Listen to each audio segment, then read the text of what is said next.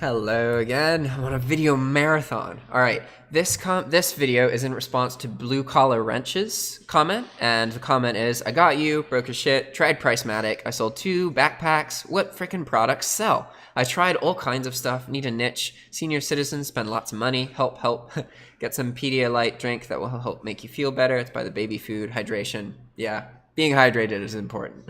I drink a lot of tea. Although I don't have any tea right now, so I haven't been. But anyway, moving on. Okay, what I'm taking away from this comment is what kinds of products sell. So this is there's a lot to this, okay?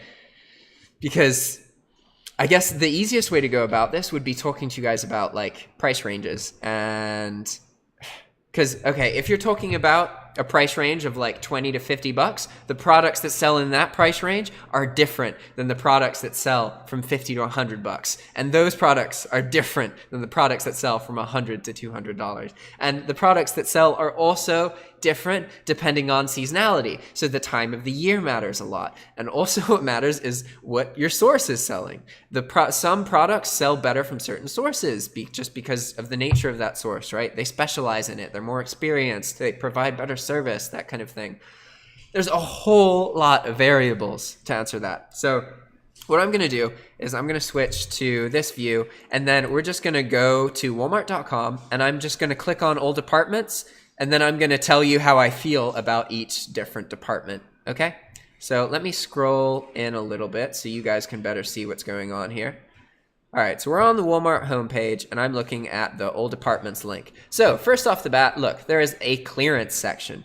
This is something that people do. They drop ship items that are on clearance. So the plus of this is you can sell items that are being sold for cheaper than their typical rate. So it's easier to beat out the competition, theoretically, right? At least that's the plus side of it.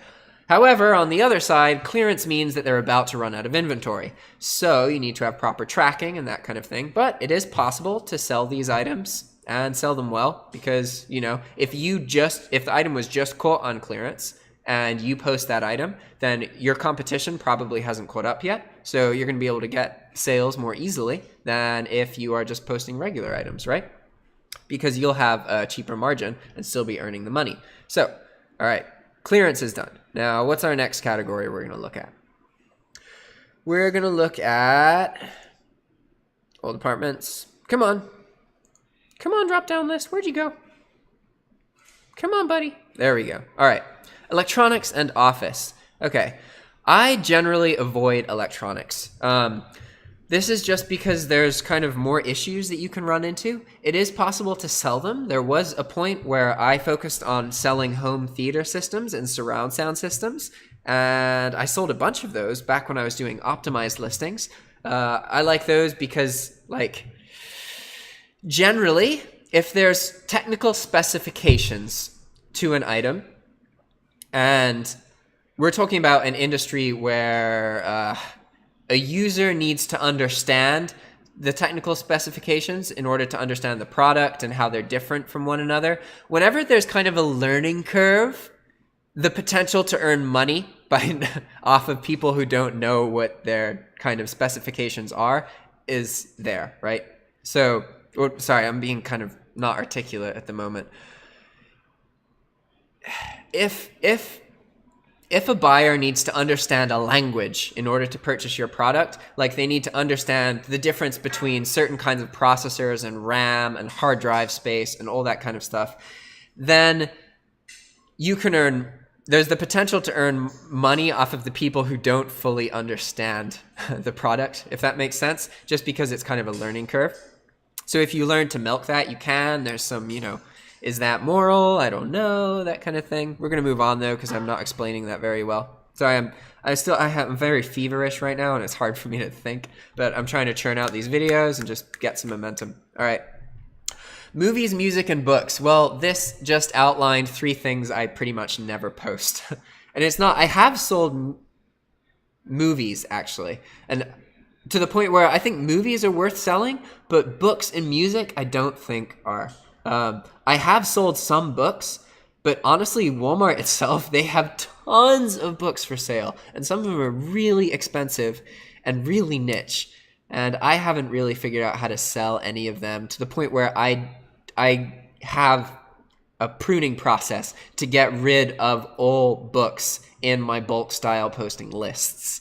So that being said, I don't recommend books. Movies are okay.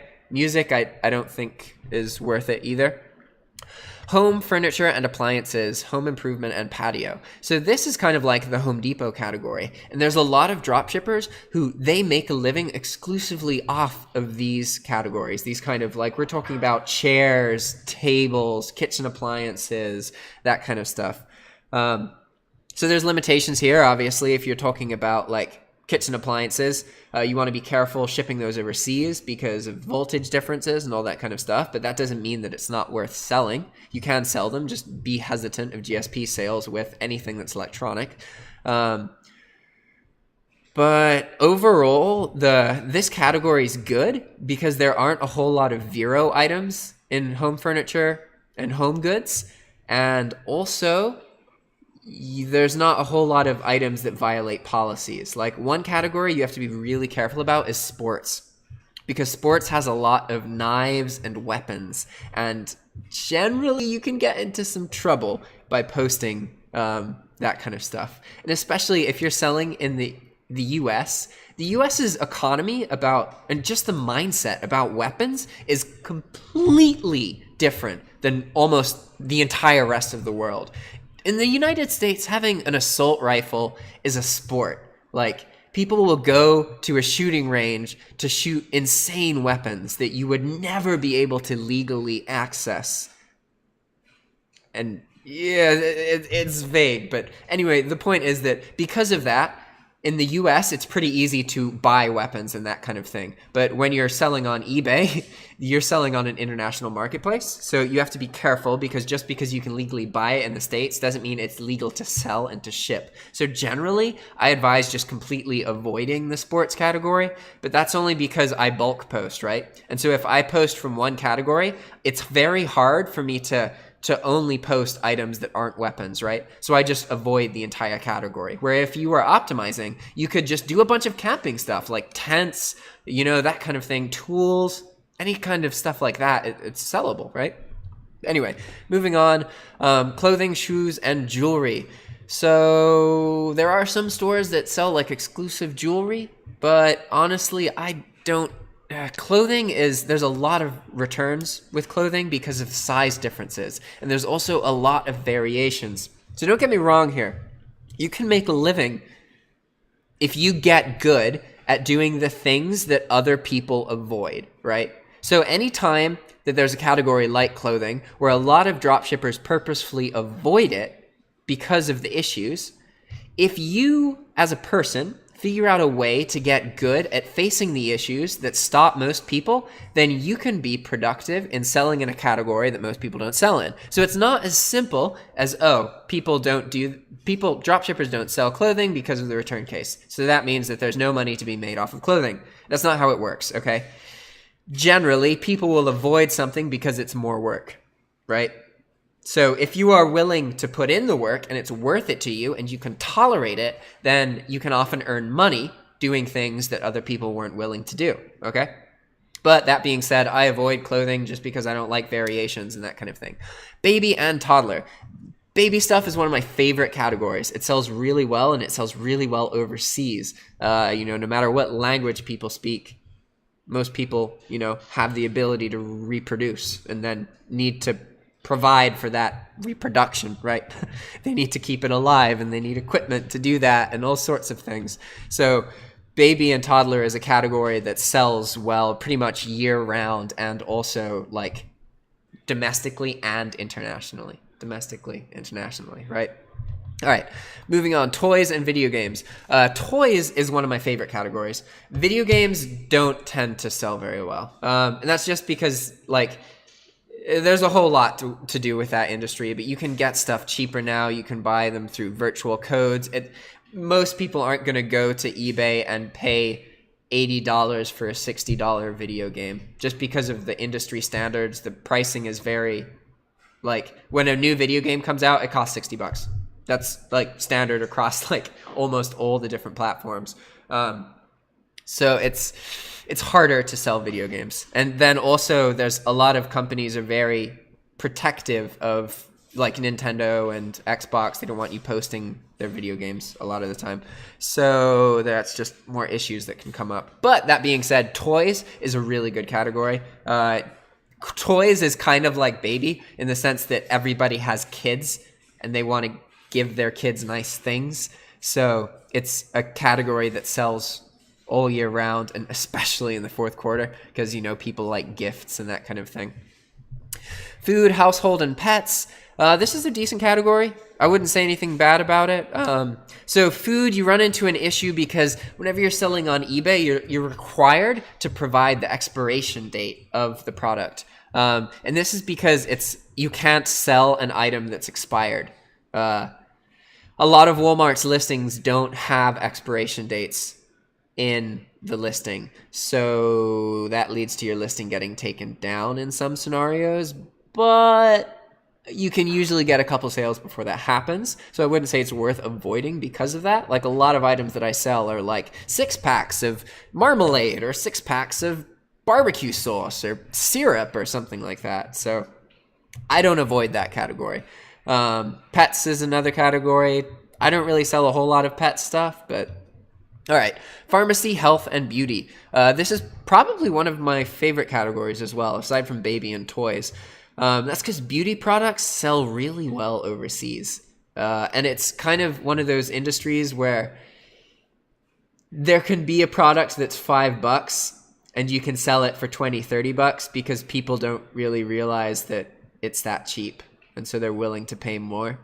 In beauty, there's a lot of stuff like that. And I have theories on that, you know, people who are interested in beauty may have access to other people's money, so they don't care as much about it. But, you know, that is a huge generalization on my part.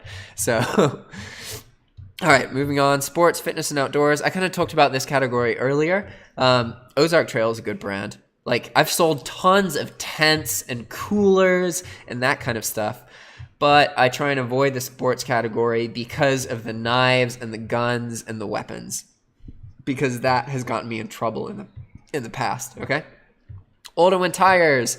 I don't sell any of this stuff. I have bad associations with tires because Walmart has like hundreds and thousands of tire listings. So there's times that I've pulled like 40,000 results from a search. And I think I have a really varied search result. And then I see that, you know, 15,000 items in this search result are bloody tires and different models of tires that are never going to sell. So I don't recommend selling automotive stuff or tires, really. Automotive is actually its own kind of category on eBay. And there's a whole lot to learn about that. But anyway, photo and personalized shop. So personalized items are interesting. You can actually, like, if you go to personalized here, Walmart sells items where you say like, oh, I want this pillow, but I want it to say like, instead of Chase and Sophia, I want it to say, I don't know, like Meraldi and Rebecca, something like that. The basic premise of a personalized item is you buy it and then you enter a text field and then that text field gets printed onto the item somehow. So they're really popular for gifts, that kind of thing. I used to sell these. I stopped selling them just because it was kind of frustrating adding, like, you have this extra layer of communication with the buyer, and then it takes like 2 additional weeks for the item to ship out. And most of the time, the buyer was understanding, but it's just something I kind of stopped looking into. You could do like honestly, like, this is something that I feel like would do well with like a Shopify store where your whole store is products that you can personalize and have words printed on them and that kind of thing. So that's an idea, but all right. So we just went over all the categories. I hope that gives you a decent sense of what to post. Honestly, like, just post things. That's really what matters. It's not... Try not to get paralyzed too much. A really good habit to have when you're drop shipping. Most people will they'll look for an item, they'll find an item that they'll like, and then they'll go through the posting process and post it, and then they'll restart. You want to try and not do that. What you want to do is make lists of items that you want to post, do something small, like 5 items, maybe 10 items, and then go through and post that list. You're going to find that when you do this, you really don't waste anywhere near as much time trying to think of things to post. Because when you're thinking of something to post, your brain is in a kind of a mechanism, right? Or it's in a certain gear. And its gear is, all right, figure out what to post, right? When you find an item to post and you start posting it, you switch your brain's gear into another mode or another gear where it's like, all right, I'm posting this now. Anytime that you're switching gears, you're using energy. It is almost always better to do the same task over and over again while you're still in that same gear, and then change gears and then do the next step multiple times instead of switching gears back and forth and back and forth and back and forth. You're going to find that you get better quicker if you do the same tasks back to back, because it allows you to kind of see the differences and learn and develop faster.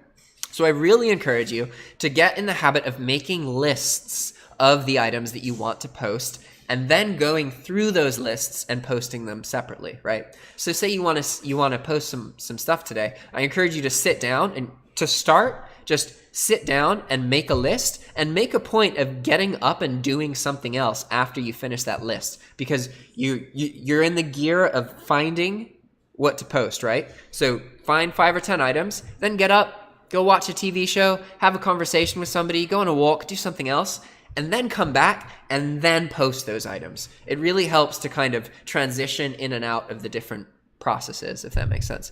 All right, I hope that was useful. I'm getting tired of talking. All right, guys. Bye.